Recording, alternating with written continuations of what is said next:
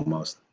Hey, this is Adam Post, 30-year veteran of comic book publishing, creator of College of the Dead, and somebody who really loves comics. And tonight, I am really, really lucky to have with me Micah Curtis, who has done so many interesting things already. He has a really successful YouTube channel.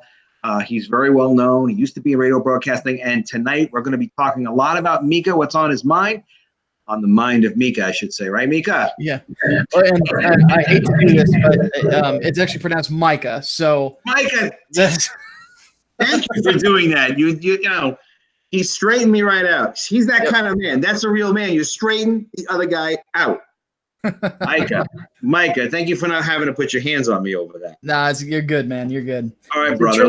Trust me when I tell you that it's either nobody ever pronounces it right the first time or nobody ever spells it right the first time, one or the other. So you know what it is there's a fear because, like, I think Ethan Van Sciver was saying he has a brother with the same name as you, whatever it might be, M name, and you know, you hear it once. But I don't have a relative or a close friend that's got the same name as you. So I hear it, I remember it, and then I'm going to be honest, there's a second guessing that goes on. That's like, well, am I saying it right? No, I probably got it wrong. I'll say it the other way. So, I mean, that's nickname territory. That's almost nickname territory. We got to go like, you know, killer, writing genius, ninja, whatever it's going to be. We'll see what we come up with. All right, Micah, is that right? Micah, M-Y. I'm going to think of it that way. Micah. Yes, that is the best way I always recommend to people to think of it that way.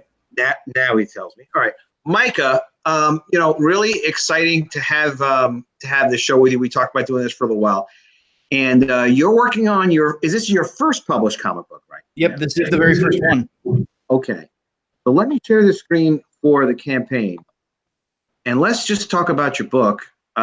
I do have a lot of questions for you about it. Okay. And you speak eloquently about it. I like how you describe the genre that it is, the street level stuff. So I'm excited to hear you talk about it more. And then I'll bother you with questions of who some of your favorite writers and comics are too. Works for me, man. All right, my brother. Okay, here we go. We're looking at my screen now. All right, Micah. Englewood, and that's a badass image. That's a serious action image. That character's name, is that Englewood? Well, he's known in the book as the Saint of Englewood. Englewood is it's community. It's a small community in Chicago that is easily the most violent part of town, and as he can see, because this is basically a year one story. As the book continues onward, he gains that nickname from the community itself, and so it just sort of stinks. It's not stinks, sticks. Goodness. Yeah. We got you. So is Englewood the name of the town? Yeah, it's the name of that part of Chicago. So. Oh, he's the Saint of Englewood. Yep. That's badass. That's more badass than I realized it was, because you know where I'm feeling this is the Daredevil like stuff that I really loved that Frank Miller did. That was just like so engrossing with Hell's Kitchen and stuff like that. Yeah, Frank is one of my biggest influences, and my gimmick with this character was that I wanted to have a character that he didn't. It's a thing with all the stuff I'm working on right now. I didn't want to have a single character that came up with their own code name. I wanted one that was given to them by someone else, and then they have to basically.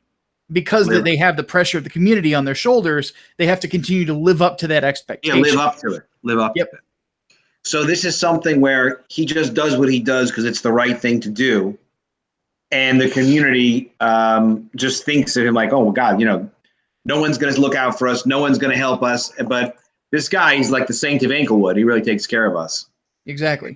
So is it older people that name him that? That's kind of like maybe you know what I'm saying? It's kind of like old school people that are like into religion and stuff like that. Oh, yeah, absolutely. So, you know, I'm originally from up in the Chicago area, and a lot of folks that you'll meet, especially black folks, very religious communities. You know, there's a joke that a coworker of mine at my day job that she and I make, because we're both from actually close to the same neighborhood. She and I just says, like, it seems like in Chicago on just about every block, you've got a bar, a fried chicken joint, and a church. So a lot of people are Christians in Chicago. And I always figured that sort of imagery would probably ring pretty well with a lot of people. You know, this guy who is part of the community. They know he's another black man because he does wear a mask, and you can see it on the cover of the comic, but you could tell he's a black man. You know, he's got his arms exposed. He's got part of his face exposed. So they know that he's part of the community. He's from Chicago, and he's just trying to do the right thing. And it harkens back to, you know, the old days of what people always wanted young men to do in their community is to stand up and be leaders. And so that's part of the gimmick for him, is the fact that, you know, he is sort of the patron saint of that neighborhood. You know, he becomes there, you know, it's his Gotham City in a sense. It's so insightful to hear your background. I was just speaking to Alejandro Garcia it's probably not his name, but no, it is his name. But it is. He's a great man. And we were talking, and he had Canales on with him too as his artist. They're developing this series that's was based around a culture that he grew up in, which was a gang culture. He wasn't a gang member, but he was around it, and he kind of always had to have a certain sensitivity to it. And then he was telling me about, like, well, people would get nervous when it was foggy in LA because there were drive-bys going by and they didn't know who they were shooting. There's just fascinating little things that you can put into a story. You know, it's interesting we're talking about this. So you're going to be putting in all kinds of personal experience into Englewood, like you just described, you know, the church, the bar, and the chicken joint, and just like little things that if you didn't live there, you'd never know. And for the people that do live there, they're going to see stuff in it that's just like, yeah, this is cool. Oh, yeah. Yeah. Say one thing that I'm sorry to interrupt. Just one thing I wanted to say. Go ahead, man.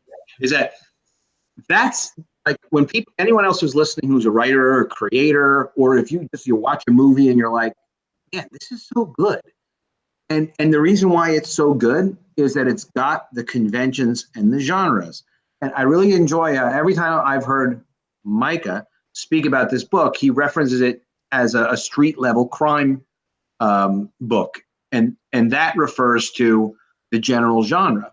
But when you can contextualize it and you have the genre and people are familiar with the genre, they know what to expect, they've seen movies like that before, and then he puts in like that extra parts of realism that you do not see in other projects. There's nothing, they are not going to be set at the same place, at the same time, with the same people. So there's enough uniqueness in there that it's great. It becomes really, really good.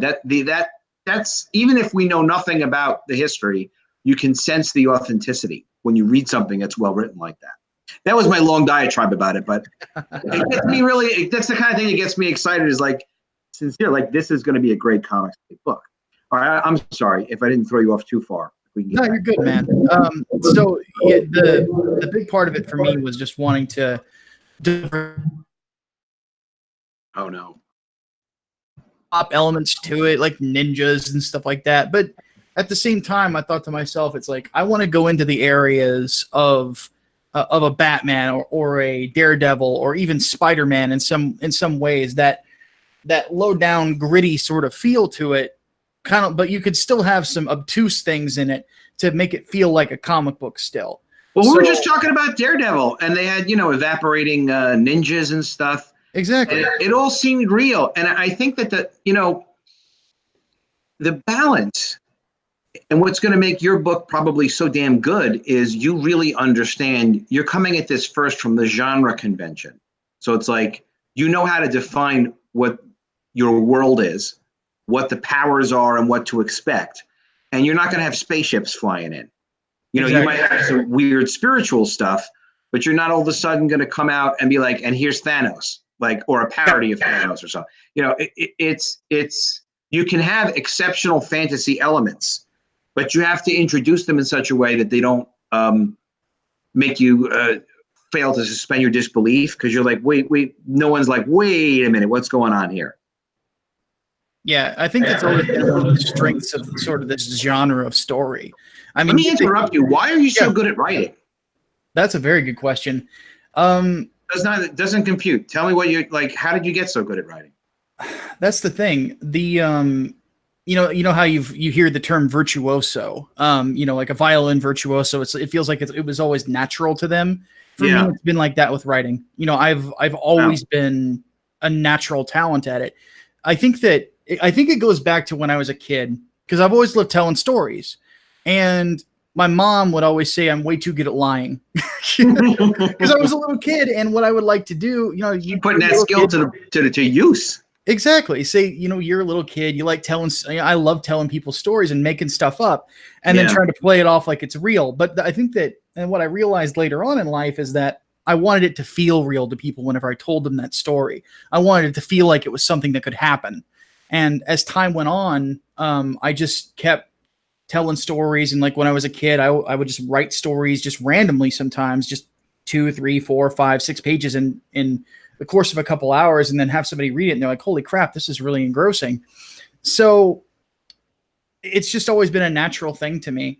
All the other skills artistically that I've learned, like the instruments that I've played and things like that, even the martial arts that I've learned a little bit of, like that's a skill. That's something I've had to develop over time that I didn't really feel any natural affinity for. Writing, you put me in front of a computer, you say, tell me a story. I've got something for you in a couple hours. Wow. That's impressive. That's cool. But the thing of it is it sounds like you had a strong interest in it, and you developed it and you worked on it. And what you just described is exactly what Mike Barron said last week to me on an interview. And because I had asked him, like, how can people get better at writing?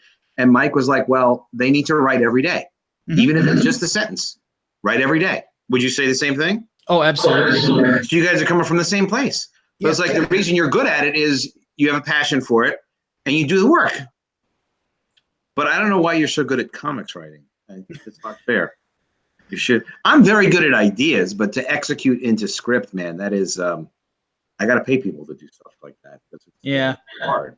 But that's fantastic. That's fantastic. All right, we jump a little bit more into Englewood. Saint of Englewood. You didn't want to put the Saint in the title because maybe people would not find it as commercial sounding, or pretty much. I like a short, snappy title. And I felt like if we based it on, because in a way that the town will become a character in and of itself as the book goes on. But I think back to, oddly that's enough, so cool. You could tell stories about other people in the world. And it's still Englewood. Exactly. Always up to no good. We always hear that, like that second part of the rhyme. Yeah, exactly. And the thing about it is that I thought back to like just the title. I thought back to like HBO shows like The Wire, Oz, stuff like that. Like they're the stuff like the crime stories that get told there. They all have snappy, easy to remember names. If you called The Wire, the Wire of Boston PD, you're lost halfway through the word or halfway through the sentence, But The Wire, it's short, it's snappy, it makes sense. The Sopranos, Boardwalk Empire, like they're short, snappy names that they're like earworms. They just, something about them sounds good to say. Yeah, it resonating. Wow. I mean, you and I are going to have to work on something together for sure. we think very much alike, except you do all the work. In terms of the execution on the writing, but I pull my weight. Don't worry about it. I'm good with that stuff. I do my 2 cents. Look, I'm with you. Especially from that standpoint, Englewood's cool. There are a hell of a lot of Englewood cities in the country too. Like there's a bunch of them. I know some geography. Just from names I've seen and whatnot. But that's very good. That's a positive because people know somebody in an Englewood. Also, there is that jingle of that rap line of Englewood, always up to no good, or whatever it is. And that's kind of out there in the ether for you to leverage off of. Very interesting. Very interesting. There's so much more to this than I thought. And I liked it already. Now this is the color cover for Englewood. Oops, I'm clicking on it. Okay. This is the color cover from Englewood. And you had just gotten this about a week or so ago, right? Yeah, I was about to say, I think we were all on ComicsGate Live with Ethan when I debuted it. And oddly enough, it was halfway through the stream that my colorist emailed that to me. He's like, it's done. I know you're on a stream right now. Make them stop and look at this. Yeah. And lo and behold, when I did, I think I got like 4 or 5 more backers right there on the spot. Yeah, this is, what people really like to see, I'm thinking, from ComicsGate. And it's maybe because there's just so much direct communication with the creators, and that what people really want is they want to see that effort. They want to see that energy. They want to see, the tremendous rendering. And they don't want people just banging stuff out. If you care about it, they're going to care about it. You obviously really care about it, but this is a really nice job. This is a heck of a lot of work, and that's what people want to pay for. That's what people want to get. Oh yeah. One cover on Englewood, or are you doing multiple covers, or what are you looking at? We're looking at just one right now. Ben Jones, who did the Asgard book, who is also a phenomenally talented artist, has offered to do another one, and he hasn't followed up with me on that just yet. I'm waiting for him to. Usually, what happens is people discover that I don't have my DMs open, but then they're like, "Hey, can you DM me?" Yes, sure. Here we go. So I'm thinking that if he does do it, I might have him do a cover for the director's cut of the comic, which is basically the comic itself, the sketchbook, the fan art contest that we're doing, all that sort of thing. Who'll probably do a crazy ass cover for this? That would just be like, get people really excited in ComicsGate, especially I'm sure Kanan White. Oh yeah. Oh my gosh. And he did one for that cool guy, Chris. I'm trying to remember his title. I can't remember everybody's titles. I'm sorry, Chris. But you know who you are because you got funded very heavily and you did great. And people love the Kanan White cover. Yeah, I mean, wow, that would really be cool. And another guy people love is Matt Weldon. They like him. But stylistically, this is just a very cool shot of the cover. I don't know. This isn't the cover. This is just a very cool shot. Yeah, that's just a promo shot. That's a very cool promo. It's an exciting project, man. Yeah, I'm definitely excited about it. That's for sure. So your plan is when are we planning to ship? Oh, October. You're not playing around. Oh no, I'm not. One thing that I told the followers of my YouTube channel when I first started on this is I said my goal by the time that I am 35, 36, which is just a couple years from now, is to not having to work a day job. I want to write comic books every freaking day, and I want to do video stuff every day. I would rather do that than like my day job. I'm not going to say what it is, but my day job makes me a pretty decent dollar. Sure. But it's not my dream. I always told myself I have 3 dreams. I have one, because my dad's a pastor. I always want to be like my dad, be a preacher, in front of a big church. Well, I abandoned that because, being a Christian man, I realized how selfish that was. And I'm like, that's a terrible dream. Really? You should. Yeah. And then here's the reason why is please. My dad is, if anybody ever meets him, will realize he's probably one of the most intelligent men you'll ever meet. Like he lives in the middle of nowhere in Southern Illinois and has a congregation of maybe 150 people. But if he wanted to, if he had wanted to 10, 15, 20, even when I was born 30 years ago, he could have just as easily stayed in college and gotten his doctorate and be doing like theological speeches in countries across the world if he wanted to. He's that smart. But he realized that what a person's plans are as a Christian and then what God might have in store for you are 2 completely different things.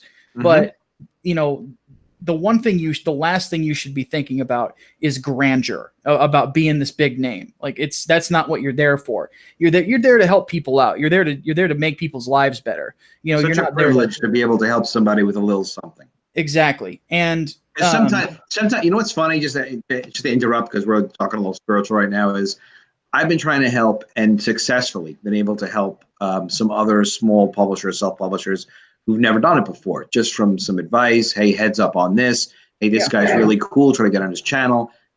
That's some of the most satisfying stuff to do, is the things that are easy to do, but people you just need to tell them. They don't know. So they're just like, hey, thank you. That's so great. People so appreciative. just to pass it along. So it's like, yeah, absolutely. So yeah, there's the grandeur life, and then there's just the more meaningful life where it may not have all the attachments to it, but you're really helping people. So you're saying that the differential. Sorry to interrupt. No, that's good. You're good. And yeah, and that's the big part of it is understanding that there's nothing wrong with living a humble life if you're, a man of God. It's so that's that dream I kind of went out. The other one that I had was I wanted to play in front of the Budokan as part of a band. And you think back to like Cheap Trick at Budokan and all the metal bands played at Budokan. Ozzy was at Budokan once. It's sort of like the pinnacle of, if you're in a hard rock heavy metal band, you've played the Budokan in Japan. And that goal didn't work out either, because I had something planned like 4 or 5 years ago for that. Wow. And one of the guys that I was planning it with got a job offer that he could not turn down 2 states away. Wow. And these guys are probably the only guys I've ever met that I would actually say, if I were to like make an album with them and then go on the road with them, that I could actually go on the road with and not want to kill myself afterwards. No, there will be none of that. Yeah, you probably couldn't tell, but I actually have really bad social anxiety. We're gonna resolve that. Maybe not tonight, but we're friends. And you want to know something? That's the other great thing about putting my book out, is that I started getting closer and talking to people, and it's like, my God, there's just so many damn good people. It's so easy to connect with people, and it's so easy to just feel a little bit of a sense of relief and happiness in interacting with people with common goals. Yeah, and it's fine. There's nothing religious about it specifically or conventionally, but like the spiritual connection of like, people are all on the same side. We're all trying to do stuff that are helping each other out, but we're not just committed to hustling. Like, yeah, we got to sell our books, but no, we want to tell these stories, and we want them to be good, and we want people to really like them. And, very few people are getting rich doing this. Even the guys, at the top of COMICSGATE, they're making some money and they're living okay, but it's not about that. But eventually there's the potential for success is, it's unlimited success. But yeah, I mean, I just find like sometimes just talking with people about things and understanding, that we're going through these pressures and you're 30. So if you're 35 or you're 30 now, you're going to be 33 at the moment. 33. That's the time thing. I'm 49. So like I published my first comic when I was 15. So obviously through comic stores. So like I was the kid. And I've always been the kid, but now I'm 49. So I'm like nobody's kid in this game. Yeah. And I'm cool with it. I love being me. I love what I'm doing, and that's all good. It's just funny. Like stuff just changes so quickly. But so many things that we can relate to and appreciate. Just talking with people that are all doing the same thing, man. Yep. You know where I'm coming from with that. But just even just talking is just a great thing to do. It's the head in the right place. Oh, absolutely. So your thinking was, all right, I would love to do this musician thing. And young people, we all think that, and it's very cool. And I used to sing in a band, which is a fun thing. Oh, not as much as you, I'm sure, but a little bit of this, a little bit of that. Led Zeppelin covers mostly. Mm-hmm. And it was fun. And then time goes on, you don't do that. So for you, you're looking at, your focus is like, all right, you really want to get the writing and the videos. That's the game. Yep. See, dream number 3 for me was to basically write for a living. I always thought that would be really, really cool to do, because again, I've always had these stories that I've wanted to tell. And then it seems like right now the market is at the right place for people to get into it through the magic of the internet, Yeah, well, technology's not been available before. Yeah. It, just wasn't. So, we can find clients through YouTube. We can find customers, not clients, but find customers who we can connect with and show them and prove to them that we care about what we're doing. And we're going to give them a really thoughtful piece of work if they support our published products, our comics, or whatever we're doing. The crowdfunding makes it a heck of a lot easier. That's why one of the reasons why I made a video earlier talking about phase 3 for ComicsGate. Phase 1 was noticing the problem. Phase 2 was making books. And there's a lot of people notice the problem now. It's kind of like everybody's noticed the problem. Mm-hmm. Not everybody agrees it's a problem. Those are the bad guys. Then there's phase 2, which is let's make books. Well, there's people making books now, man. I mean, there's me. I got a DM from a stranger after I was on the War Campaign show a couple days ago. This guy's got like 5 projects going with people who we know, names that we know from ComicsGate. And he showed me some of the work, and he was asking about buying some advertising in College of the Dead, which wasn't something I was planning on doing. I'm going to help the guy however I can, no matter what. But I'm just like, wait a minute, you don't know, to develop like 5 projects is not a small thing. Like, I was publishing comics in the 80s, in the 90s, in the late 90s, a little bit into 2000, but like through different decades and times. And it's like, no, you don't just throw together 5 properties. Like it's not a major independent, but it's like, it's just under a major independent. It's not a one-off kind of person. But even you, like you've got Englewood and it's going to be your first book. No way it's not getting funded. It's going to get funded. People are going to really, really like it. You're just from how you're describing it, you've never done it justice, and no criticism of you. There's just so much there to it. And where you're coming from and what your skill set is, people have no idea what they're getting their hands on when they get this book. I know Ethan was excited about you, and I guess he knows you because I would be now too. The next time I talk to you, be like, oh my God, Mike is coming on. Let's talk about his book and stuff. It's like, but he's nice to everybody. So it's like, man, just being nice to this guy. I never heard of him. Really? It's like, no. Now this is some serious stuff.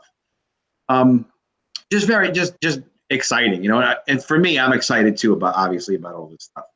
Okay. So your thing of it is that's your goal. You're looking at like, all right, the next 2 years, you want to be sewn up where you could be writing, doing your channel and making that living. And then who knows? I mean, whatever else comes out of that, more creative endeavors. Exactly. It's very cool. It's very cool. Interesting. All right. On Englewood, let's just take a look real quick at the tiers.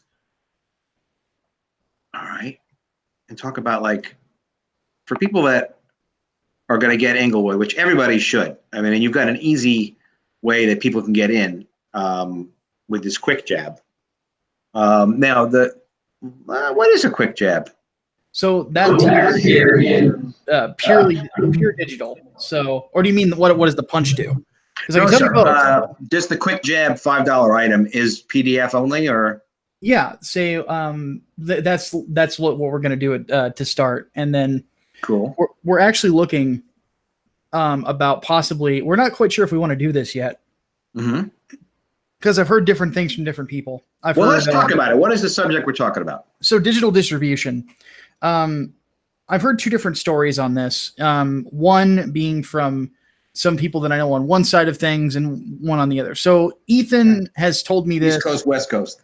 Sort of. But Ethan has told me this, and I believe John Malin has mentioned this, but hasn't spoken to me directly about it, is the problem with digital is people can pirate it too much. You can lose money in the future. And to John's credit, one thing that I did was and John, if you're watching this, please don't hold this against me. I still have not read the first part of his book, and Graveyard Shift. Yeah. And I feel stupid for not having read it yet, because everybody's told me it's great. But life gets busy. And you're talking to me, and like after you're done talking to me, there's 10 more things to do. Everybody understands. Yeah, exactly. And for both of us. What you should feel really bad about is not watching my video about phase 3 of ComicsGate. I did watch it, actually. So. Oh, you did? Well, let's talk about how wonderful I am, but then we'll talk about it later. We'll talk about that later. But so all right. So what you're saying with respect to digital is you're a little on the fence about is digital viable distribution for Englewood? Yeah, exactly. Am I going to lose money to piracy, or am I not going to get as much revenue as I otherwise would get if I was paper only? Exactly. And let's have a talk about this. Let's have a talk about this. Yeah, because with what John was saying and what Ethan kind of echoed was that, and this, to John's credit, I looked to see if I could find Graveyard Shift Volume 1 anywhere for free. I couldn't. I could not do it. I'm like, okay, that's interesting. Because you know all the sleazy places to look, or you want me to find it? I know most of the sleazy places. So okay, I know a couple of sleazy places to look. I haven't looked either. Yeah. Well, you looked, and I haven't looked yet. I'll message you and tell you if I can find it. Fair enough. But I'm like, wow, I did not expect that, given how successful Graveyard Shift Volume 1 was. Anybody that has stuff on paper that's cool, it generally gets scanned. Yeah, exactly. Gets scanned. I still remember back 10 years ago, some people because I would read comic book forums and stuff like that. People were shaking their fist at some of the scanners, because you had all these guys who had these massive poll lists and were a giant team. I think it was called DCP or something like that. And they would just scan everything that came out that week, everything. So if you wanted to read every single comic for nothing, all you had to do was know the right place to go. Yeah, and that couldn't be, and find it once, and then share it with your friends, I'm sure. Exactly. So yeah, I mean, digital is definitely a concern because of the piracy. But the whole thing of it is it depends what your circumstances are overall. What the way I try to look at it is, so I got into this debate with somebody recently about, if you're ComicsGate, you can only ever offer your books on Indiegogo. You can't ever offer them on Kickstarter. And if you do, you're like a traitor or whatever. And the thing of it is people are sometimes forgetting who they are and what their circumstances are. And also what phase we're at now with ComicsGate. And that's like, people have to really think, and also ask oldies. I'm 49. I'm not an oldie. But let me just say, comic books used to be distributed on newsstands. I don't know if people forgot, or if some people are so young and brilliant that they don't know that. But they were returnable on newsstands. Yeah. So, hey, they're not anymore. Now, how long were they returnable? We got to see my handsome face every now and then. Hold on a second. Just to, you're handsome, but let's mix it up a little bit. What am I doing? Yeah, as if I can do two things at once. Right, Micah? Your name now. That's a little bit better.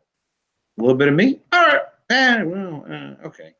Anyway, yeah, so they used to be sold on newsstands for decades and decades and decades. That never changed. And they were returnable for decades and decades and decades. And that never changed.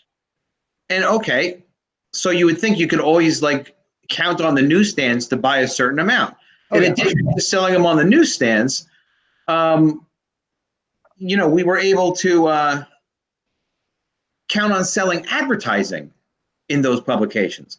Even as recently as when Valiant was launching in the early 1990s, they had an advertising sales rep who sold video game ads and other related ads, and they had their own direct-to-consumer mail order that they were doing. And Valiant had subscriptions, mail subscriptions for their monthly comics. So stuff changes over the years. And nowadays with technology, stuff is changing faster than ever. And then, of course, comic stores came into play with non-returnable sales. And that was started up really in the 1970s. And then, and Jim Shooter is very instrumental in that, and along with Chuck Rosansky from Mile High Comics. And Chuck Rosansky has a phenomenal history of comic book distribution, especially from the newsstands to direct market distribution. And that's kind of where it ends. On milehighcomics.com is a very cool website for that.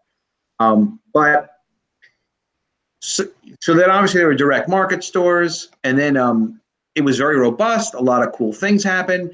And then there were more and more graphic novels being made. So comics started to get accepted in collected form, trade paperback, meaning you do not, I don't know if you know this or not, but 48 pages, you're okay to be a book. You can be perfect bound.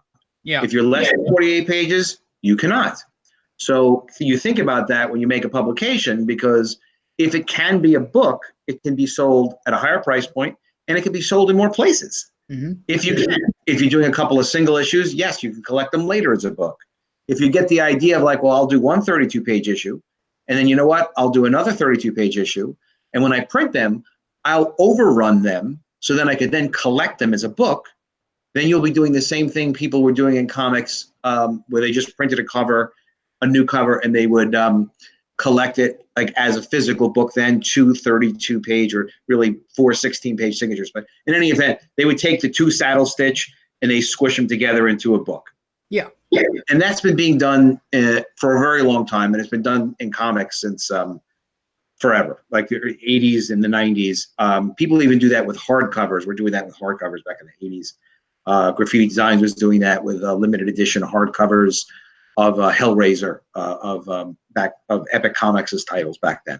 But anyway, the point is, so then it was like books, and then now, yes, there's digital. There was internet sales. There's a lot of sales of foreign rights if your stuff is good. Who do you call for foreign rights? It takes homework and research. And I'm not being jerky about it. Like, I've done very few foreign rights sales over the years. You kind of just go month to month with it when you're selling to the direct market, which is most of what I sold.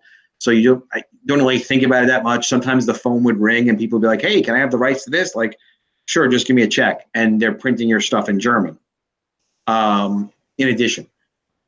So yeah, there's that opportunity, and that's been around for decades too, foreign rights. And now with crowdfunding coming up, it's fascinating to see crowdfunding blowing up and being so successful at the same time as direct market stores are struggling so much. Will direct market stores all go out of business? Yes, no, maybe so, who knows?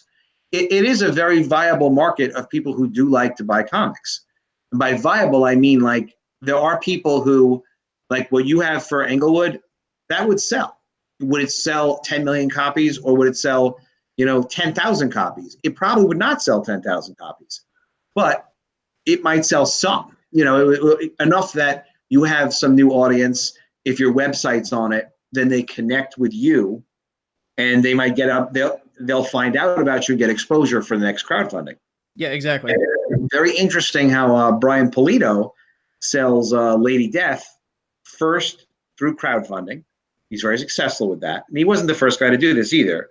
He'll do like a 48-page standard, 48-page book at roughly $20 retail with shipping. And that's perfect bound. And then he'll solicit it as 2 single issues to the direct market. And he does his special cover editions and stuff. And he does very well. He makes money. But he makes money in both places. And then when you sell to the direct market, even if it's a lower price for a different format through comic stores, then, in his case, I don't know exactly what he's selling, a few thousand copies.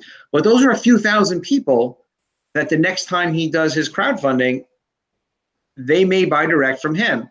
Now, the other thing about crowdfunding is I don't think people appreciate how much, if someone wants to support your project, usually there are numerous opportunities for them to give you a lot of money. Oh, yeah.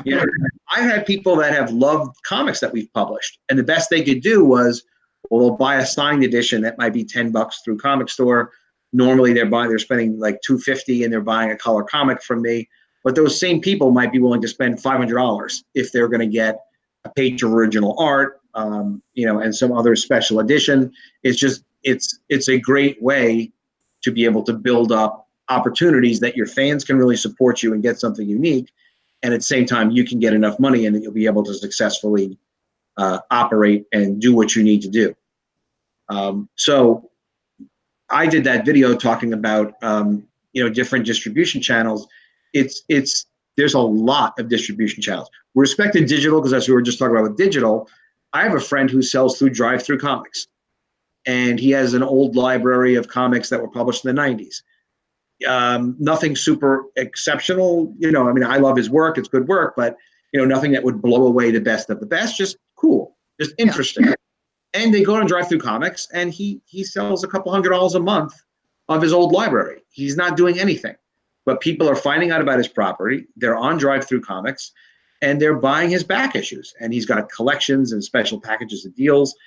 And, to have multiple sources of revenue for any business is really fundamentally important, especially when we know damn well that nothing lasts forever in comics. I mean, newsstands go away.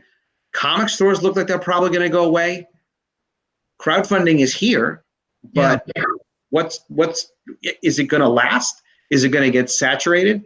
Is YouTube going to prevent us in the future from doing these live streams that help us to connect with audience and find new people and have people interested in buying our content? Is social media going to change? And the answer is not like, well, all right, so if it changes, then I guess we're just screwed. Like, no, that's not what you do. Exactly.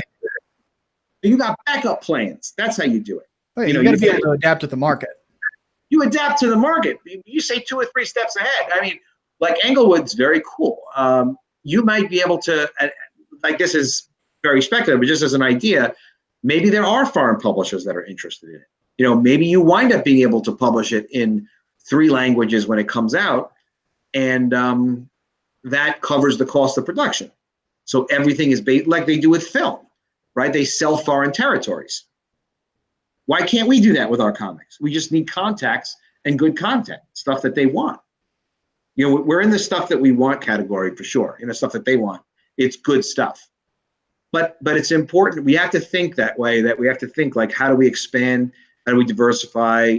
How do we get more opportunities to have more people following us? And also to get more opportunities to not just rely on YouTube and social media, building email lists and things like that.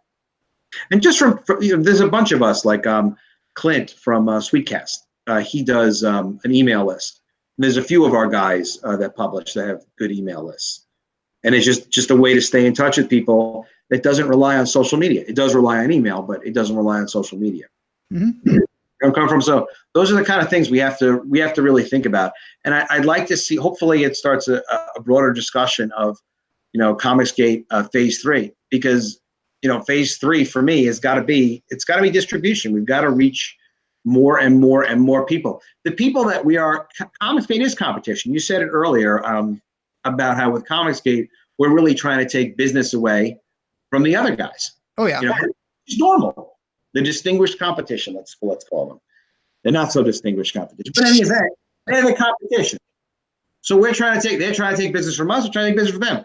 Meanwhile, like they're everywhere. They have a lot of distribution channels. They're not really doing much with crowdfunding, but their properties are represented a lot in TV and film. They're ubiquitous. They're really well known. They're absolutely well funded. So, we've got to be like the little guerrilla attack in terms of marketing. Obviously, guerrilla marketing only. No one's attacking anybody. It's just marketing. Yeah. But we got to go where they are. We got to beat them in comic stores. We got to beat them in TV and film wherever we can. And that's a whole other different industry. That's a tough industry. And you can have bad relationships in that industry very easily. I know a little about it, TV and film. I don't know a lot about it, to be honest with you.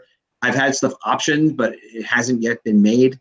And I haven't dealt with multiple companies. But look, especially because collectively, we have so many cool properties and so many opportunities to do more cool properties.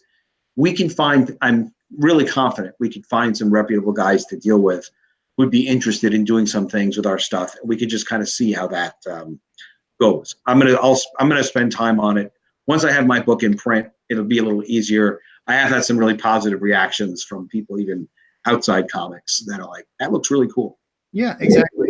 And my whole thing on my end, that I think that, oddly enough, this was being, like you said, ComicsGate's gone in phases. I've been sort of part of the first. I was a big part of the first one, and now a part of the third.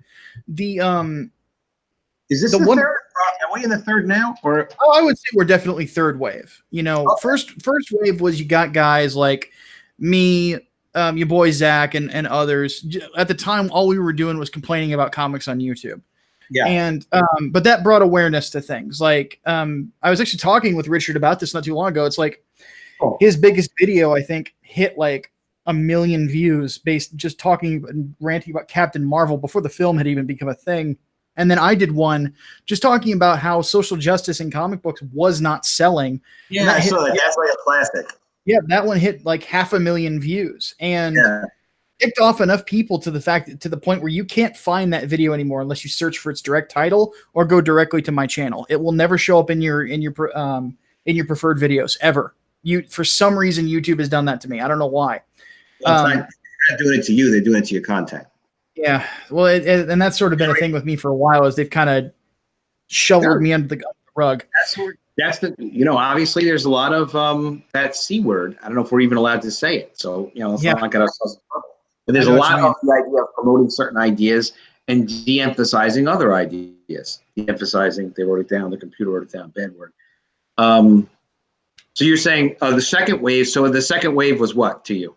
It was basically when Ethan started to really get involved with things and bring in other people who were interested in publishing their own works. I still say that, like, it really started with Jawbreakers Volume 1, because because John, oddly enough, John Malin had become part of a bit of controversy amongst those of us in the commentary game, I guess you could say, because John was coming off of Cable, and before that he had a good run on Thunderbolts from Marvel, and then they just dropped him because he did not, was not fitting. Wasn't playing the political game that they wanted him to play.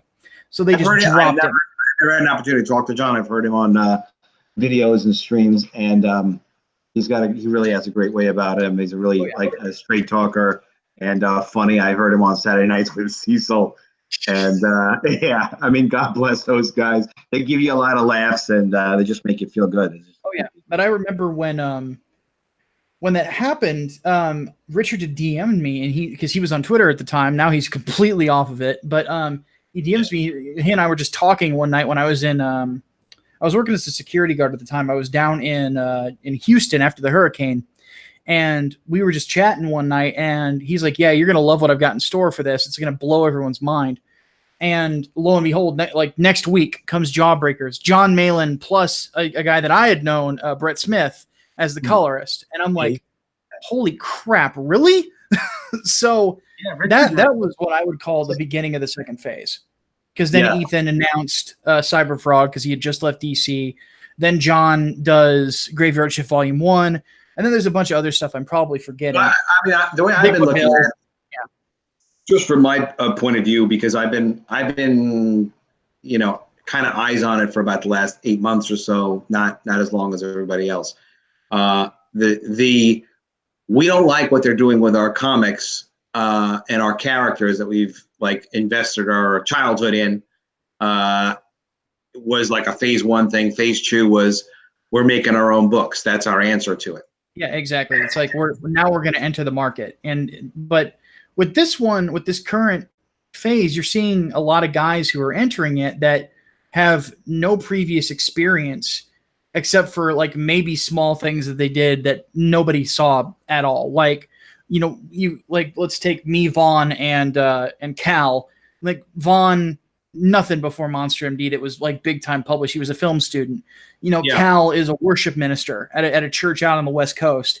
And then you've got Shinobi Sasquatch. With me, Englewood is the first. And that's a trend that we're seeing, is that it's a lot of first timers who are coming in with these ideas that a lot of people are like, holy crap, where'd this come from? It's a lot of quality for first time stuff.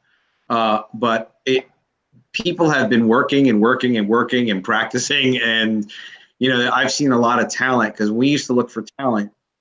This is one of those old guy stories, but back in the day, there was the Comics Buyer's Guide. You put an ad in the Comics Buyer's Guide, and people would send you photocopies of samples, and that's kind of how you found people. And then in addition to that, we actually used the local penny saver, and we found some people. We staffed the studio, and then my editor had worked under Will Eisner.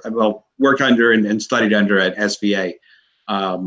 School of Visual Arts in New York City, and he also managed retail shoe stores before, in his career. So he went to work with us, and he was able to kind of herd the cats. And we had a studio that everyone learned from each other in, like a comic studio, which is pretty cool. On my YouTube channel, a little video of it. Okay. But yeah, I mean, that's what the make our own stuff for me was. For me, I just look at that as phase 2, but I don't know. I think that phase 3 or 3 or 3.5 or 4, whatever it is, the next thing is you better believe we're coming for you. Now it's we're going to meet you on your territory. Not just you make your comics there, we'll make our comics here. It's like, no, our ideas transcend our comics. And these are not political ideas. These are stories about human beings that are overcoming obstacles, that are setting examples, some setting good examples, some setting bad examples, real human stories that people can relate to, that they can get excited about. That's what we're doing. And these stories are not going to be limited to a crowdfunding online platform that gets distributed once. It's not feasible. It's not realistic, and it's not going to get us where we need to be, which is phase 4, which is where we replace them. We've gone and we beat them in the marketplace. They see our stuff on a shelf. I don't care what the price is. Our stuff on a shelf and their stuff on a shelf. You see their latest version of Spider-Man or Daredevil, and then you see it next, Englewood next to it. You look at both of them and you're like, yeah, I've heard of Daredevil before. This is cool. Let me look at this. Then you see Englewood and you're like, Englewood, always up to no good. What is this thing? Let me check it out. And then they check it out and they're like, you know what? All right, today I'm going to buy both of them. But the second time, which one did you like better? Which one did you feel? Which one did you really care about? Because it's not going to be like you always get both of them. They're going to pick. And when they pick, the best man's going to win. Oh yeah. But that's us going head to head. That's phase 3 is we're everywhere. And we'll make decisions about digital, and people will make their own decisions. There's no requirement. That's the great thing is we're like 1,000 points of light. We're like 1,000, enemy soldiers we're like the guerrilla fighters. I'm going to do stuff that you're not going to do. You're going to do stuff I'm not, and you'll collaborate with Vaughn on a project for something, or I'll think of something with this or that. We'll be doing stuff. There's no way they're going to be able to stop us because we're going to be everywhere. Oh, yeah, absolutely. Our foundation is going to be our fans who will hold us to account to make sure that what we're doing is good and worth paying for. But once it's paid for, the marginal cost to sell published intellectual property, like a little bit more of it, you're printing 10,000 or you're printing, 2,000. Print 2,000 copies of a comic book. What's it going to cost? Just wild guess. It depends how many pages it is, whatever. It might cost $1,000, or maybe it costs $1,500. If it costs $1,500 to print 2,000 comics, printing 3,000 comics really shouldn't cost more than like, 10% more or something like that. Yeah. It's negotiated with the printing. It depends on the process. The point is, if you sell twice as many, it starts to get very, very inexpensive. And that eventually you could look at lowering prices maybe, or you could put more resources in just getting more books out to more people, or better books out to more people. Exactly. So yeah, absolutely. The questions that I think that this next phase is going to have to answer, and oddly enough, some people were bringing it up months ago, is, distribution's a big part of it. I also think that getting things into stores, because there's one of the big rallying points back in the early days was, we're a very, like, everybody was pissed off that we couldn't get these books into store, or store. There was no reason to go to a comic shop to buy comics anymore. You were buying collectibles, you were buying manga, you're buying all this other stuff. You're not buying actual comic books. Like, the amount of people, you look at Captain America now, Ta-Nehisi Coates has ran it into the ground. It's not even shipping 40,000 a month. That's pathetic. Captain America should be shipping 70,000 or more a month. There's no excuse for that. If Jim Shooter was the head of Marvel, Coates would have been fired. If Jim Shooter was the man. He was the man. He still is. He's still there. He's still upstate New York, and he's like, you bring him out when you're ready to just level everything.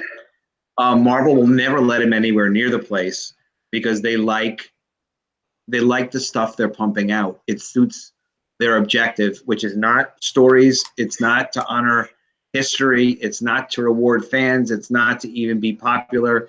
It's the subverting of expectations, and it's pushing social agendas and political messaging. I call it social impact entertainment because that's what they call it in their industry, in the entertainment industry. And I did a video about that, and it's known of and there are impact producers. Richard's talked about this, Richard Meyer, where, you know, there are people reading independent books to make sure that they're politically correct on every social level and that they're written by the right color person. I mean, unbelievable garbage junkie stuff. And the way they measure the success of entertainment now is not the way you and me look at it. Does it have heart? Could it change somebody's life? Does somebody love it? Is this an enduring character? And is this a financial success? They don't look at it that way. They measure it differently using methods called the theory of change. And the links are in that video. And what it is they're looking to make social change that they can identify for themselves and say, yeah, we've been able to check these boxes and accomplish these things. You know, and I speak of this only from the experience of looking at the material and reading their junk. You know, reading the junk in the film and TV industry. And I guess I'll have to add those links here to this video later when we're done. But if anybody Googles social impact entertainment, look at the foundations that they have set up, and look at the money that they raise so they can push political agenda stuff. There's a social impact entertainment foundation right on the campus of UCLA Film School. So no, nothing gets made that doesn't fit their political and social agenda. And if it does fit their political social agenda, then it's measured to be a good thing. Yeah, exactly. So that's what we're up against. But there are independent producers that would finance something that's just, you know, very cool, marketable, enjoyable, the kind of stuff that normal people like. Exactly. And that's the big question is, you know, what else could we be doing? And going into this next phase, what else could we be doing to get these books into the hands of the right people? You know, and I've had people tell me that Diamond is a hard nut to crack. So I think that an alternative has to be thought of. I also think that, and this is a question that was raised by a Twitter user who goes by the name of Thor Odinson. I love Thor. Yeah, he's a good dude. Press, baby. Coming your way soon. You buy his books when you see Valhalla Press. Oh yeah, but the thing he posed was, do we need another Image Comics? You know, because Image is not Image anymore. You know, Todd is still putting out Spawn. He's about to hit issue 300, so that's awesome. But that's about it. You know, like nobody cares about the Savage Dragon anymore. Nobody cares about anything else that's happening on Image. The Walking Dead's over. Invincible's over. When you say another Image, we're talking about a creator. It depends what Image is. Well, let's think back to when Spawn #1 hit. So, what did Image Comics mean to us in the industry in the 90s? Image, you know, Comics, Spawn #1, distributed by Malibu, and creator-owned books. They gave percentage to Malibu for distribution, a small percentage. And Malibu solicited on a non-returnable basis to comic stores. These are creator-owned titles that, for the most part, were knockoffs of their Marvel-branded titles, except Todd McFarlane had the idea for Spawn long before he did Spider-Man. I saw an original drawing he did when he was a kid, and it was very cool. Oh, yeah, absolutely. A lot of that went into the design of Venom. Mm-hmm. Look at this original design that he had for Spawn. It's almost the same, and like was really cool. So but they did leverage their popularity. A lot of it was versions of, you know, what they did stylistically and aesthetically with their big selling I guess it was all Marvel titles. Yeah, but if you think of what they were doing and what they did up until recently, I would say that the one thing Image has always been good at is striking when the iron's hot. You know, if you've got you think about it, they put everything that they could into an animation. You know, you had Spawn, the animated series, Wildcats, when Wildcats was an Image property. I think Youngblood had something going on at one point. And there's other stuff. There was a Spawn movie. There was a willingness from Todd and company to get into any single piece of the market that they could to actually compete, you know, and be a part of the force. Like we were talking about, the goal for me is very simple. ENGLEWOOD next to Batman. I think you put ENGLEWOOD, and maybe I sound a little arrogant for this. I think you put my comic next to Tom King's Batman. People are going to pick up ENGLEWOOD first. If they actually sit and read it, they're going to be like, I want this comic, not the other one. If you're going to buy Batman, they're going to do what I said, you know, because I was like this. If you love comics, you're going to buy what's interesting to you. but you're not going to keep buying something if you don't like it. Exactly. And if you're trying to make choices, you're going to keep the ones you like. Yeah, and it harkens me back to when I first read Invincible about but it was before ComicsGate hit, so it was about 3 or 4 years ago. Mm-hmm. Like, I wasn't reading a lot of comics at the time because there wasn't a whole lot of things that I really enjoyed. I didn't like the direction they were going with everything, and I saw the first trade paperback of Invincible. Yeah, I picked it up and I read it, and I liked it, but I didn't have any money at the time. But I'm like, wow, this is really cool. Then when Comixology had a sale, and I read through it. Then I bought the second edition. The next thing I knew, I owned 10 of them, and I'm like, and as we're talking about this, play this against your frame of alternate distribution channels. Yeah, because remember, exactly your own personal experience. So a lot of us don't have money at certain times, or we've spent enough, and it's like, I don't know, And Comixology is damn good with the marketing, where it's sometimes like, this is 99 cents. Exactly. Although they are Amazon, and that's another scary entity out there. That is true. But from what I have seen, and this is something that Eric Weathers told me too, is that they're very easy to publish on. Ah, that's cool. I didn't have experience with it. So you liked Invincible, and they kind of loved it. Yeah, really a whole superhero universe in one book. Mm-hmm. He understood what superheroes were and how it should be written. And subverting expectations does not mean destroying a property. You can subvert an expectation. I thought that Superman character, I thought he was going to be a good guy. When you first see the book, and then you see like, well, maybe not such a good guy. Yeah, exactly. And that was the one thing that I learned from Kirkman and just reading his writing is every single. Now I don't know so much about The Walking Dead because I stopped reading The Walking Dead after I want to say like the first arc with Negan, because after the whole beating some dude's head in with a baseball bat, you can't really go up from there, not unless you resurrect Hitler and have zombie Hitler or something. Like I don't think you're going to go that direction. So I want a story about you can have bad things happen to characters, but I want to see hope. Yeah, not exactly. Not like devastation. Like this is entertainment. And you also want to leave somebody with a positive message because you want your readership to not succumb to depression, so that they can at least continue to buy your content. Oh, yeah.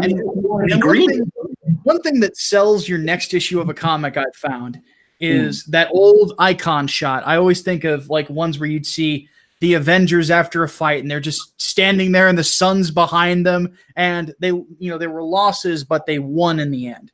That's the feeling that sells the next comic book or the next movie or the next show or the animated series or whatever you're doing. So Walking Dead doesn't really have that, but Invincible did.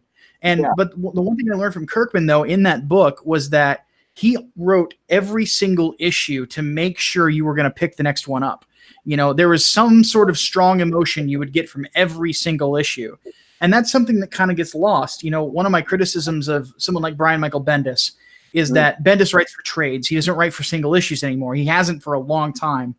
And the problem with writing for trades is that these are, Marvel and DC are expecting you to put out an issue every month. So it's got to go out. And if you're going to just leave somebody at a cliffhanger where nothing happens, they're going to sit there and go, why did I just pay $5 for this? Whereas with what we're doing, we're a lot of the guys we know are doing just trade paperbacks. That's basically what they're doing. It's like, this is intended to be a graphic novel from the start. You know what? You said something that bothered me on one of our live streams, and you got me thinking. And I want the same thing that you wanted, which is to be able to do single issues and have a continuing series.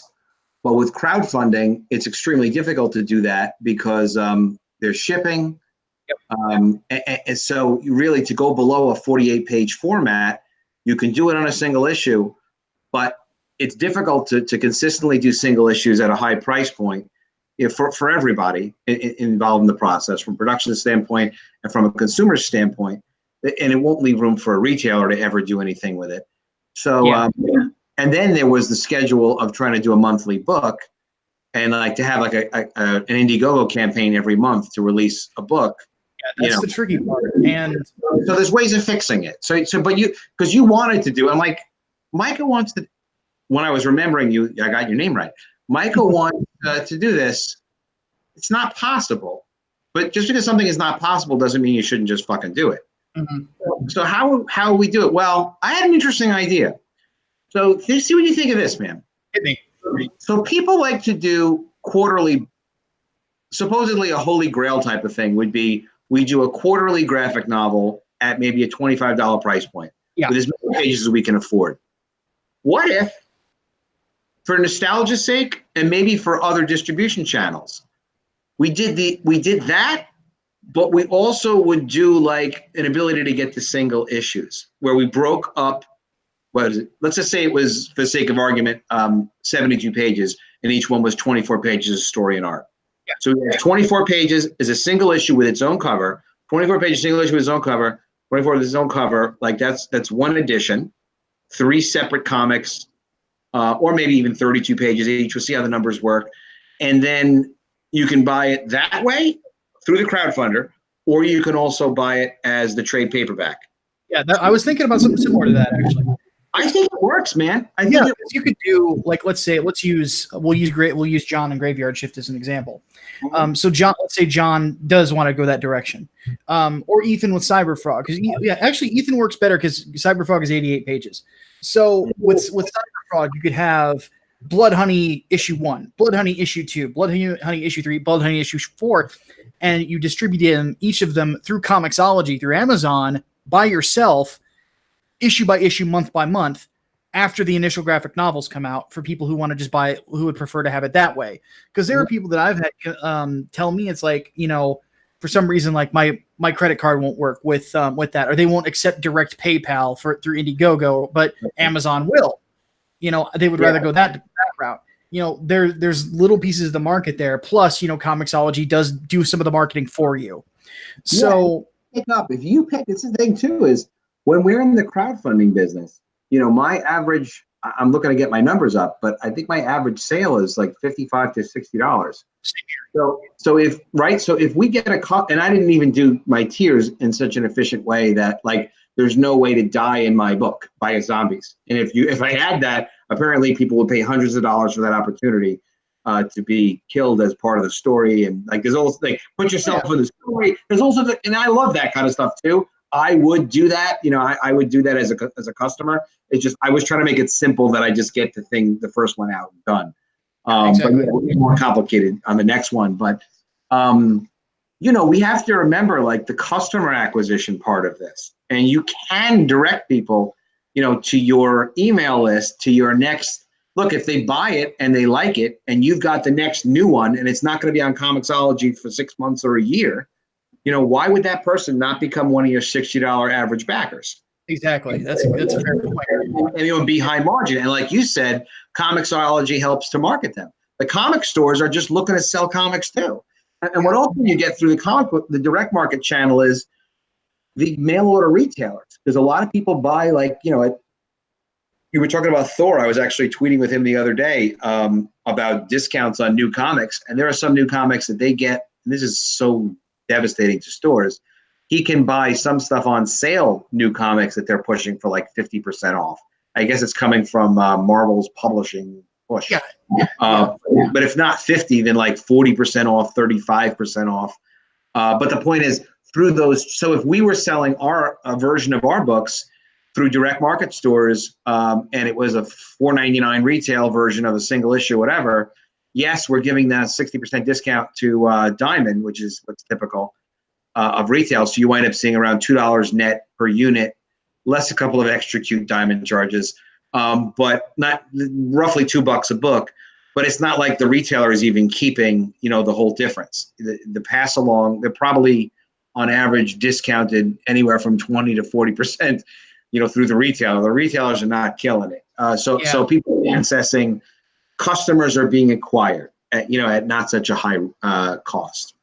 The thing I've wondered, I'm sorry to interrupt, but one thing I've wondered if there is a way. A fun conversation for me. I'm loving it. But the one thing I've always wondered is, we have such a grassroots movement here. Yeah. If we could get people who are fans, like if we could find a way to print these off easily and get these to these shops just direct, don't go through Diamond, just say, contact us at this email, or this is who we print through, contact them, and then order these books from them directly instead. I don't know if they're like an alternative to Diamond would be possible, but that might be something for a bunch of people to look into in the future. Yeah, well, look, what you described ain't silly. It's sensible. The question is like, all right, if we can access some stores, can we sell directly to stores? So I had this, when I was talking about my phase 3 of ComicsGate, which is expand distribution, because phase 4 is, now that we are in every market that they are, replace them, beat them at the ballot box, blow them away. And they're going to cheat, and they're going to cheat, and they're going to cheat, and they're still going to lose, because all of our stuff is where all the passion and the energy is. There's so many phases of expansion and development to be done in the ComicsGate self-publishing group. Things like even just aggressively, like, for example, there's guys out there like Adam Hughes, who's fantastic, does such beautiful stuff. He doesn't have any creator-owned titles. So you don't tell me that you and me couldn't come up with a cool idea, contact Adam Hughes, write him some kind of guarantee check against back end and whatever, negotiate a deal with him. Of course we could. And if not him, Kelly Jones, and if not him, another guy, and if not him, 3 other guys. We can get guys into ComicsGate by just being to negotiating, just doing some deals, putting a little bit of money up, but for no can lose type of situations, good stuff. But in any event, yes, we can sell direct to stores. In my experience, have I ever sold, extra comics to stores before that I published? Yes, we've done it. We did it years ago. We had a couple of telemarketers, and that happens to be like, my main business now is that we do business to business appointment setting. But yes, it's very possible to contact stores, offer them a deal. They say yes or they say no. If they say yes, you make sure you get paid. These days, we can do it easily through PayPal. It doesn't have to be COD. And just make sure it's profitable. And then the books are in the stores. You can go around Diamond. But it may not be necessary to even go around Diamond. So there are issues like, there's issues of things like format. Like, we have to look at it and see, like, well, what would our price point really be for what books were being offered to stores? If we were offering these books to stores, would the objective be to build all the brands separately? Or like you were suggesting about Image earlier, would we have some umbrella type of brand, the Micahs, that, everybody would have like some kind of website where we would kind of be pushing a collective brand and maybe collecting email addresses where people went to that website and it promoted a number of our books and hopefully would lead people endlessly from that brand. Like, if we did control our own Image type of brand, we'd be putting books out through direct market and then pulling more and more and more people out of those stores, at least, or towards our crowdfunded projects. And could we profitably sell to stores? Yes, especially if we were thinking about converting them for future crowdfunded projects. There's no question we couldn't. We absolutely could. I work with Diamond in a pretty creative way. So we had our own telemarketers that worked for our publishing company. It's going back to the early 90s, 94, 95. And we sold direct to some stores and collected COD. A couple of years later, I published a line of comics, Angel Entertainment, with Vampire Girls, Dream Angels, Secret Files, Vampire Girls, a couple other titles. In any event, those we did telemarketing for, offered deals to retailers, collected the orders from the stores, and they had been solicited through Diamond. We were just Diamond assigned codes to them. So we collected the orders, handed them over to Diamond. Diamond then, and we got the Diamond account numbers. Diamond was a little bit like, what are you doing asking their Diamond account numbers? We asked their Diamond account numbers so that it would be easy to take it. We could take our own order, use Diamond's account number for that local store, turn the order over to Diamond, and then Diamond would call and verify it, and then they would bill and collect it. So these things have been done, and they kind of are done. It's not the craziest thing in the world to figure out a creative way to sell. But you have to look at, like, all right, well, then are we going to do this with multiple publishers? How many publishers? Are the books really like ready to go right now? and how profitable is it? And, can we at least break even doing it? So we just, throw some resources at it. We at least break even. We're building audience. We're in the market. We're fighting them in behind enemy lines, basically, right up in their face. People are choosing our books or the other guy's books. And then, it builds from there. Hopefully you build audience from there. But this is where it makes life a little easier if you have trade paperbacks, because, you're able to have a more aggressive price point, big enough price point that, yes, you can have some money left over. Yeah, it feels more justified. Yeah, on a higher dollar kind of thing. But like guys, people see a graphic novel, like they expect there's an expectation of what you're delivering, and to a lot of people, like one arc, it makes sense. Like, how much did I pay for Infinity, which is like one of the last, in my opinion, Jonathan Hickman's Avengers is the last great Avengers story, and should have been the end of, like, if you were to end Marvel Comics, which I think they should have, honestly, it would be with that story that he wrote. But when I paid for my graphic novel of Infinity, I paid, I want to say $50 for it. But the price point makes sense because you're getting this whole massive story to it. I think that, for what we're offering in these books, I think that the price point makes sense. You're getting these pages of high quality art with high quality colorists and good writers. And, on top of that, like, I think that the writers are getting better in comics, but like that you get bigger names working. Like, obviously we've had Chuck Dixon since the start, but you've got Mike Barron now, and other people as well. So, but I think that's sort of the one thing that's the advantage. I think that's why people have been sticking to graphic novels. My question is, what does it look like for the smaller guy? Like me or you or Vaughn or those of us who have the smaller campaigns. Well, and even Vaughn, Vaughn's, I wish he would settle on a page count, but Vaughn's killing it though. He's gonna hit 50 grand easy, but he might be playing the cyber fraud game a little bit. Like, that's one thing I thought of. Like, he does sound a little bit like Ethan with the, like, I don't know how many pages it's going to be because I really love doing this. And I mean, you got to stop the arc at some point, because it's like, Ethan told me it was like he's at 88 pages now. He originally was like 44, and I'm like, 44 would have been enough. But really would have been, but not really for him. And it's all of us follow in Ethan's wake to a great degree. So there's so much. I find him to be really generous with his time. He had me on his show 3 times. My name is Adam. He doesn't know me from Adam.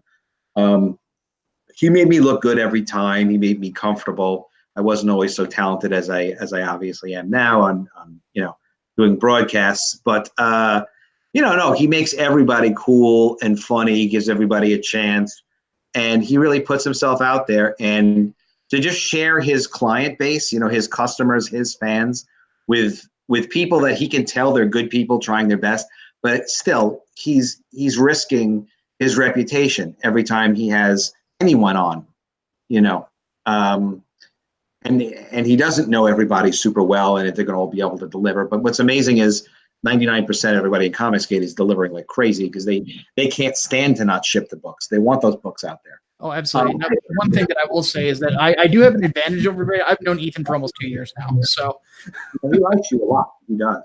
Yeah, I'm always humbled by it, because, and just to give you like from my perspective, you got to think of it this way: like, here I am, just this fan.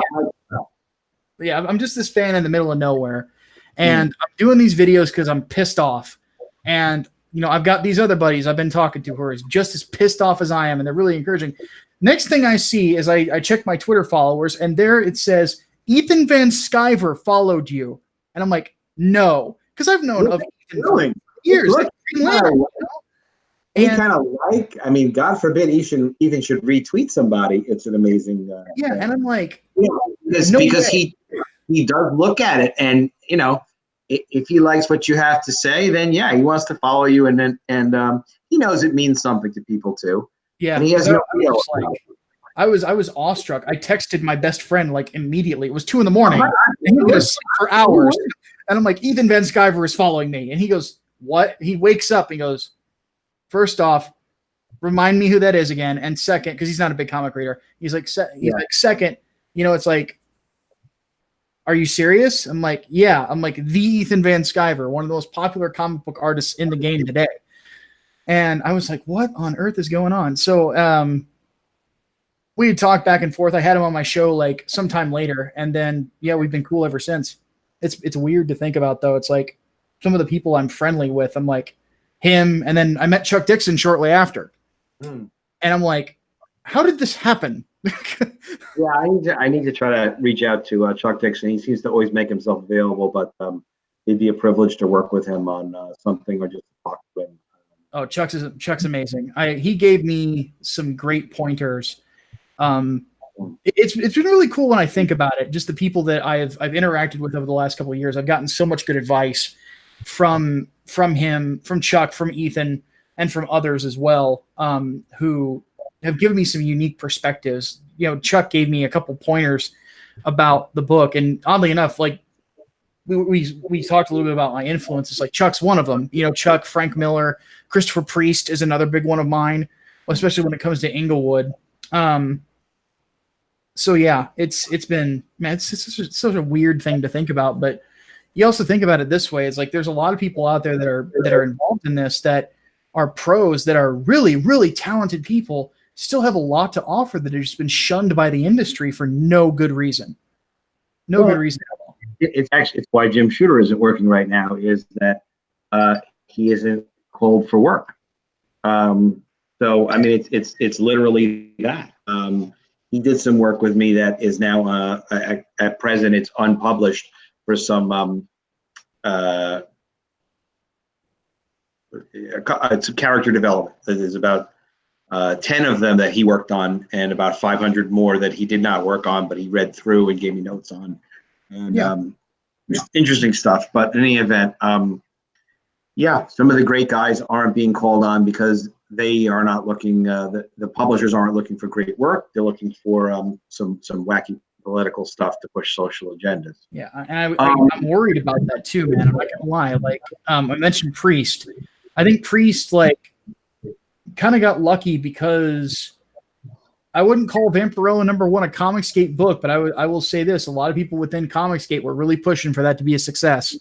It's not because it's a #1. It's because and it's not just because Priest either.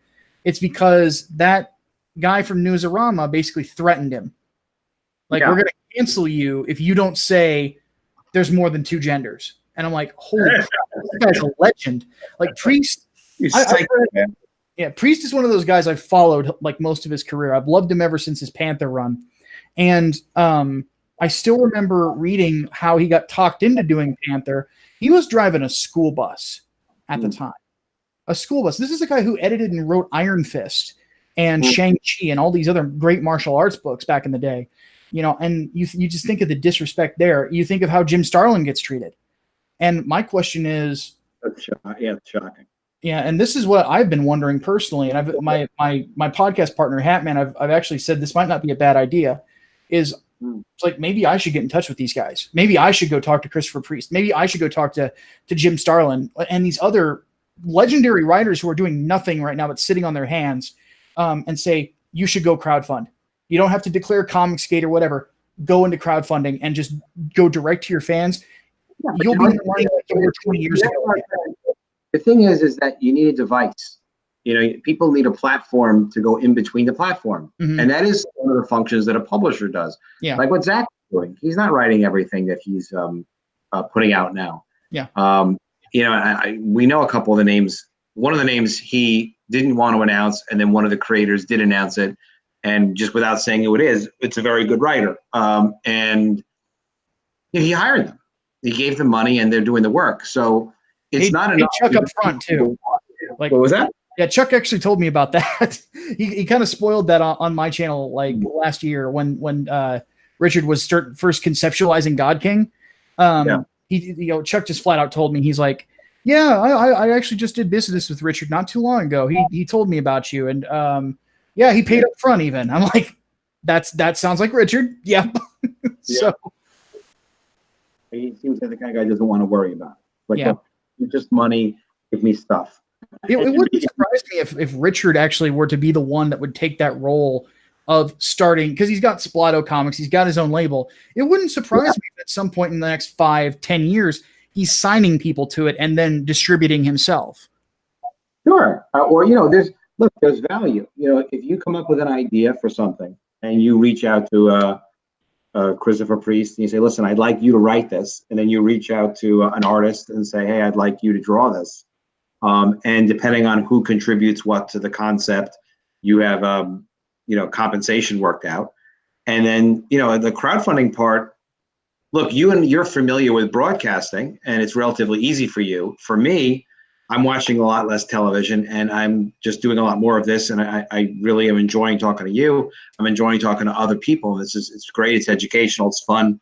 And it's making a lot of friends, and it's great exposure in general. And there's just, but for not everybody is comfortable with doing it. Not everybody is ready to be on camera. Not everybody's ready to talk.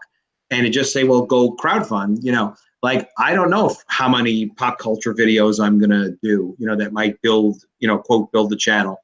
And, so for people that are comfortable with, and you know a lot about this, and you'd certainly talk about it, like, all right, you want to build your audience, like, yes, but it takes time, no? Yeah, you kind of have to, there's a couple different ways you can do it. I mean, for me, it was just one thing has evolved into another thing, and it's not the direction I expected. Like almost 10 years ago, I came to the city I live in now, Bloomington, Illinois, and which isn't new information. People have known that for years. But I came to this town looking for work, just work, and I started on my spare time just doing video game journalism. Well, that didn't pan out. And then later on, I just started my channel and wasn't taking it seriously. By the time I took it seriously, I was still talking about video games. I do one video about comic books. It changed everything. Everything is now completely different. That's now become the primary focus. Now I'm writing one. It's but it's that direction's not for everyone. I think that for some of the older names, let me interrupt you for 1 second. Sure, go ahead. What you just said is, you went looking for work because you weren't out to like necessarily fulfill a dream at that time. Mm-hmm. You were looking for work because you got to work to make money, and then you have money and you're alive and doing stuff and like just basic, survival stuff. But then as things got better, you're doing your channel, you're getting involved with some other stuff that you're kind of interested in. Then all of a sudden, and this is what publishing is, and this is what business just is, something just takes off. Yep. It's like, hey, wait a minute, because not because you are, the special chosen one and you just got so incredibly 1 in a million lucky, and why aren't I or someone else as lucky as you? You did the work and you put your heart into it, and something that was personal to you happened to resonate with a lot of people, and then gave you an opportunity, and then you seized that opportunity, and now you're taking that opportunity to the next level. And you're continuing to put in the work.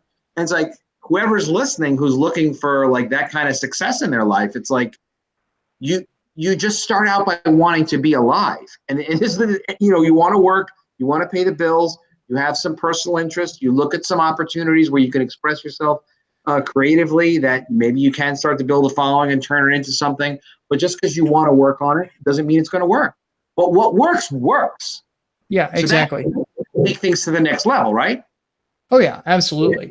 If they lose interest, then all right, and you're just interested, you want to do it as a hobby, do it as a hobby. But if you're going to do something like to really be able to express yourself and have a lot of success and have a lot of people be interested in it, you go with what works. Yeah, exactly. And one thing, going back to my other point, just back to the crowdfunding thing, I think that the interesting thing about comic books is that this is an industry where legends get made, and I mean that both figuratively and literally. Exactly. Somebody, a name like Christopher Priest or Chuck Dixon or Walt Simonson or others like Jim Starlin, those resonate with people because they've read these iconic stories like Black Panther Volume 1, like let's see here, like Nightfall for Chuck. Or the Infinity Gauntlet. Everybody knows who Jim Starlin is now because of the MCU. And if Jim Starlin, if we were to just put If I were to sit Jim Starlin in front of a camera and say, Jim, pitch me on a story and we'll make an Indiegogo out of it, and I made like a 30-second video of him pitching something and then put it on Indiegogo, I have a feeling of 50 grand in a day. Just because of his legend. It's hard to say one way or the other. People have to be made comfortable to do so. Yeah, that's the kicker, is because a lot of these older guys, you know, like Walt, like Priest, like these others, they're comfortable working with a publisher. You know, Priest has never done indie work like we're doing. You know, he's never, because Quantum and Woody was even on Valiant, you know, and Chuck might be the only one I can think of that has really ventured into that area. And I don't necessarily like all the people that he's been involved with. You know, I've voiced my opposition to him working with Vox Day, but if nothing else, he has managed to get out there on the, you know, buy his and work on his own name and then sell and make money off of it. If you're an independent freelancer and you're working with independent publishers, you're definitely going to work with some potentially unsavory individuals. Oh, yes. I've heard many stories. When my first book was published, it was a nice success. You know, it made we sold 15,000 copies. It made like a $12,000 profit. And the publisher, the comic book publisher who distributed it and printed it for me, Solston Comics, Gary Brodsky's company, kept all the money, and we didn't get any of it. Of course. And I became friends with him years later, and just kind of let it go and came to understand. It was one of those Scorpion kind of things. Yeah. Just riding the turtle or whatever it was. Yeah. But the truth of it is, if it's not so bad sometimes to learn some of the Scorpion's tricks, because in life, you know, martial arts, you just have to learn how to protect yourself. And in business, it can be rough. It can be rough out there being self-employed. People taking advantage of you. So, you know, you learn things. You live and you learn. I definitely think that Chuck Dixon could do things. I was on a stream yesterday with someone. We were talking about Jim Shooter, and she was just enamored with Jim. I mentioned something, she just loves Jim Shooter. And Jim is remembered fondly and respectfully by many people. So if it was to come out that Jim Shooter is going to give us classic characters back, and we've got some things in the works, and we need your support to get this universe launched, and this is what we need to do to get it done, and this is the support we need, that would get funded. You know, it really wouldn't matter so much, I think, what the number would be of what we needed. It would get funded because people would want to see those things exist. There's no competition for that. There's no, well, you know, you could buy Jim Shooter's new books, or you could buy, you know, the next new thing from DC. There's no competition, because what Jim Shooter does, nobody else does. And it's meat. It's meat and potatoes. And like I was saying the other night, it's continuity. You know, you can't even get continuity anymore. Like, you're even a little young. I'm not sure if you bought comics in the 90s, right? Oh yeah. Say my very first comic I ever read was Amazing Spider-Man. I think it's 3. I always forget the number of it. 321. It's the introduction of Carnage. But yeah, back in the 90s. But that was like after Shooter left Marvel. Yeah. So after Shooter left Marvel, continuity has been like melting ice cream since like the late 1980s, where it's like you're not supposed to be relaunching the entire universe like every 6 months or a year or so. You're not supposed to have an arc that makes sense that's like 6 or 12 issues. Like, well, this makes sense in and of itself. But everything relates to each other, and all the stories like have taken place, are supposed to have taken place from like, say, 30 or 40 titles. Yeah, they're taking place in a sense like where it makes, like in the movies, like the movie continuity, where okay, this happened to this character 4 years ago in a prior movie, and we remember that. Like the same thing happened in all the comics. The problem with comics is you're constantly telling brand new stories every month, as opposed to a new movie every 2 years. Movies, like The problem with comics is that there's never, Jim Shooter left, and whoever else they hired it as an editor-in-chief was like EIC in name only. Because editor-in-chief sets the tone for the editorial, will make decisions about the continuity, and would also, look, Todd McFarlane is a genius, and on many levels, just picking one, his design and his execution of Spider-Man. But he could have never done that under Jim Shooter, because Shooter would have never let them go so far from what the Marvel house look was. Yeah. So it would have been a loss for history to never see that really cool Spider-Man. But at the same point, the aesthetic value of knowing that a Marvel book felt like a Marvel book, even when you bought like 30 different books, and it wasn't just because of the trade dress and the logo. It was the storytelling. It was the tonality of the stories. It was the design by the talent. It was how many panel borders you're going to break or not break. I'm not talking about being like ridiculously restrictive. Not everything has to be a 6-panel grid. Yeah. You, like what Shooter did at Valiant, you broke a panel for a reason, like a really good reason, and not so often, because there's a suspension of disbelief element that's a factor. I'm a good friend of J.J. Jackson. She actually designed my College of the Dead logo and a couple other things for me. And she was Jim's like head of design at Valiant, and carried over from Marvel. And they designed a color aesthetic that was like uniform throughout all the Valiant books. And it was just beautiful the way that the line was really part of a line. And, yeah, and there's cohesiveness to it. Yeah. Yeah, and it's not even the frequentness of the publications. I mean, what Shooter would say was, and Shooter said, like, when we grow Valiant, and he didn't get to see it happen because they kicked him out, which was about selling the company, basically, and just trying to make money out of it. But not Jim, the other guys. Jim really obviously did care about the comics. Jim was saying, like, well, we're not going to go beyond like 18 books because that's how many I could control and keep good. And as a publisher, I was publishing at the time too, and I was like, why would he do that? Like, why? I don't get it. Like, if you could do more books and make a profit, why wouldn't you do more books? Because I was completely against. But of course, you're not going to ruin your entire brand, you know, that you spent all this time developing, you know, just so that you could sell a few more books. So that's the kind of integrity and direction and concern for the material that every new person that would go work for that company, they would have to face that. They'd be up against that. And they you know, you just, when things are so well executed and so carefully done, there's no way you even go in with an attitude that you're going to screw around at a company like that. And certainly not, and no disrespect to what Todd McFarlane did, but certainly not screw around on somebody else's flagship title, showboating, you know, essentially just, and then walking away with your own property out of what you did, which was brilliant. And any freelancer should always do that if they can get away with it. But, you know, not at Jim Shooter's Marvel, you know. So Todd McFarlane's, his work is just so brilliant. He's added so much to comics, but a lot came out of Marvel. But look, whatever. It's been a corporate entity. You know, we decry the loss of the Marvel characters, and we're all disappointed about how Ollie Jones got treated, that poor kid that passed away.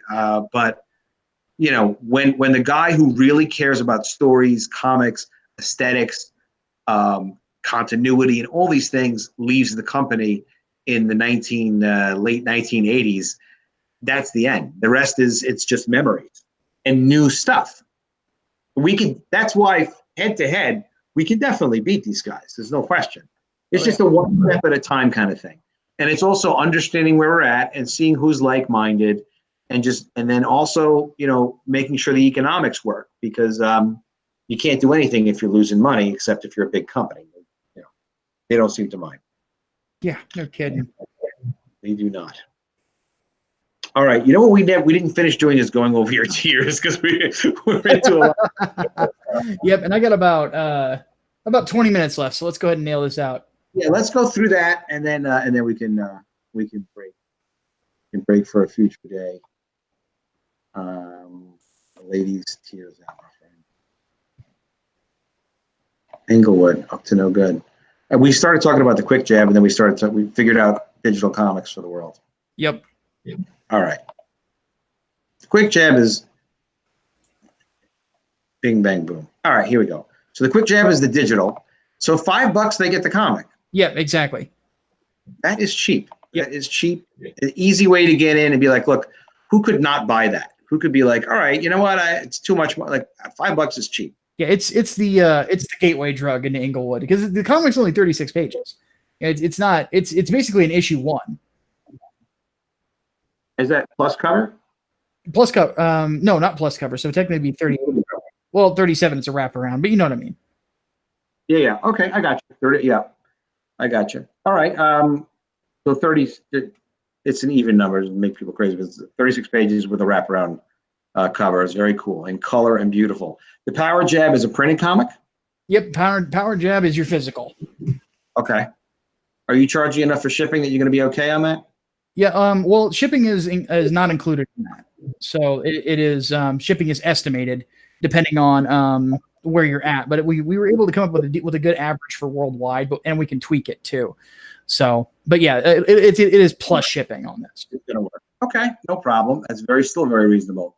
The Jab combo, is that digital and physical? Yep, exactly. So basically, this is for the guys who prefer to read their stuff digital. But if I'm ever at a con in the future, you want me to sign this thing, you've got a physical copy of it too. Because Micah's going to be dragged to a lot of cons, I think. You're gonna I have no doubt of that. I'm looking forward to it, though. Really anxious to see you, and we're going to keep asking you, and you're going to show up. Counterpunch. Yep, this one is the director's cut of the comic. So this is planned to be a hardcover version of it. It's basically the story itself, and then you get the sketchbook, which isn't going to be huge, but the sketches of like the characters, concepts, things like that as they came along. And then we have an art contest going on where the top 5 people in that art contest, they are going to be featured in the book. So, and their art will be in there. They will, they'll also get, I'm going to put their social media in there as well. So if people dig their art and they want to get commission them, that way they can be contacted easily. That's really cool. All right, how about the range finding Jab? Yes. So this one is 2 physical copies of Englewood. So pretty simple. Nice. All right, Hook. All right. This one is the digital of the comic itself, and then a physical copy of the director's cut. Okay. How many of these are? Not too many. Okay. Overhand. This one I think it hasn't sold a lot yet, but I'm feeling it's going to in the next couple of days. This is the physical copy of just the comic itself, but also the pinup poster that is my artist. Sadly, when the campaign started, got sick with the flu. So I've got a new guy doing this. Nobody's heard of him. I thought about contacting Sashi to do it, but I wanted, much as I like Sashi and her art, I didn't want something that's as cheesecake, but still sexy, but respectable. So I found an artist that I thought was perfect for that. So for those of you who are watching this, be on the lookout here in the next week, because you're going to look at that and you're going to be like, oh my God, I want this tier. The energy in your artist for the art you're showing here is just it's completely perfect for the story. And that wasn't an accident. So you're obviously being really, really careful about who you're picking. All right, let's hit the rest of these dudes. So the cross. Yes, this one is an exclusive T-shirt featuring the lead character, plus a physical copy of the Englewood comic. The shirt has been designed as well. So if you, for those watching, if you go to the updates, it's the first update that's there, and it's the tagline. A hero was born in blood. So we put "born in blood," and it's basically Elijah's head. So nice. When you have that design ready, you can go through the updates. People are going to go nuts for that. Oh, yeah. The uppercut. The uppercut. This one is the director's, and now we're going into the tiers that all have director's cuts. So this one is the director's cut and the pinup poster. Oh, cool! Very cool. The cross counter. This one is the switch now of the director's cut and the Born in Blood shirt. So if you dig the shirt design and you want that hardcover book, this is the tier for you. Wow! And the Windy City special. Yeah, this one a lot of people have really liked. This one is digital copy. Put that one at the top even. Yeah, it's this bad boy is the whole 9 yards. It's the director's cut, the digital. You get the pinup and you get the shirt. This in my opinion is best bang for your buck because you're getting everything that you could want. Plus you're getting, in my opinion, the one version of this comic that I think everybody's going to want to get their hands on, and it is that director's cut, because you're going to get that. And there's also a forward in the book where I write about how this comic came about, the kind of my inspirations for it, like the real life inspirations, which I haven't talked a lot about really. But that's by design, admittedly. I think it's very cool. Well, when you're comfortable, there's things you do and you don't talk about. Man, this looks really, really cool. This isn't, you wouldn't believe what my first ever looks like. My cover was good, but the interiors got rough on my title. But this is a beautiful looking book. It's a great looking project. You're really a credit to be added into the industry and be making this stuff. And you're very innovative about the publishing, and you're just real down to earth, down to business. And I think it's going to be great. I think there's going to be a lot of stuff, even as publishers that we can be collaborating on, and creative people as well. So, I mean, this is just great. So everybody, the links are in the description. Take a look at Englewood. There's a lot of easy ways to get in. To me, I would just get the $60 package, because I have a feeling that as the best package is going to have the most in it. You're going to love it. It's the cool stuff, the stuff you really want to get. If not, there's just no excuse to not at least get the $5 one. And there's a lot of good, there's time left on the campaign. We've got 39 days left. This is definitely going to fund. But people should also understand this is 67% funded of a flexible goal. What that means is this book is getting made no matter what. The money is already aside so the book can get made. We should really try to help Micah hit the goal, but flexible goal means he's getting that money, right, Micah? So there's no question that this book is shipping. Yeah, exactly. The goal is not only does this book get shipped. My colorist, my letterer, and my I haven't hired the letterer yet, but I have budgeted for him. But if we get $7,000, everything is super high quality. You've got the artist is paid in full, and isn't taking a subpar rate. So basically, he's not working for Marvel. Same thing with the colorist and the letterer. So, I'm explaining publisher talk is this is going to be top quality no matter what. Everybody's doing their best work. This is Micah's first self-published comic. He wants to treat everybody properly. He has arrangements with them. They're doing their best work. You can tell by just listening to him for like 5 minutes that this guy is dead serious about this actually being like a life career. And he's got the chops, he's got the skills, and he's got the creative team, and he chooses everything extremely carefully. So this is going to be a top quality book no matter what.